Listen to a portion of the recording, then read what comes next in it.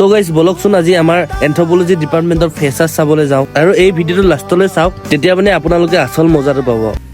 তো গাইজ আজি আমাৰ ডিপাৰ্টমেন্টৰ ফেচাৰ্ছ আছে, যিহেতু ফেচাৰ্ছ আছে সেইকাৰণে বেগ চেক লোৱা নাই আৰু ধুনীয়াকে ওলাই দিলো ঘৰৰ পৰা। আৰু ঘৰৰ পৰা ওলাই দিয়ে কলেজ পাই আমি ফাৰ্ষ্ট ডিপাৰ্টমেন্ট পালোগৈ। ডিপাৰ্টমেন্টত গৈ দেখো যে ল'ৰা ছোৱালী বিলাকে চবেই ডেক'ৰেশ্যন কৰাত লাগি আছে আৰু ডেক'ৰেশ্যন কৰি হোৱাৰ পাছতে আমি গ'লো AKG হল আৰু যিহেতু তাতে এখন মিটিং হ'ব সৰুকে আৰু সেই মিটিংখন হোৱাৰ পাছতে আমাৰ ফেচাৰ্ছ ষ্টাৰ্ট হ'ব। তেনেকৈ ৰখোতে মিটিঙো ষ্টাৰ্ট হ'ল। মিটিং শেষ হোৱাৰ পাছতে আমাৰ কালচাৰেল প্ৰগ্ৰাম ষ্টাৰ্ট হৈ গ'ল। তাৰ পাছতেই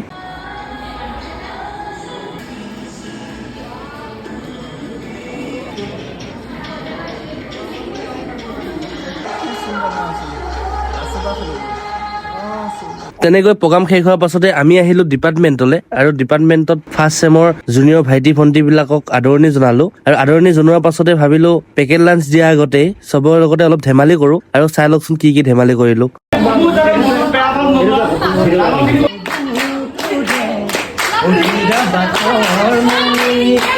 কবিতা পাহৰিলা, তোমাক কাকো ভালো লগা নাই, তুমি স্কালটোক প্ৰপ'জ কৰা।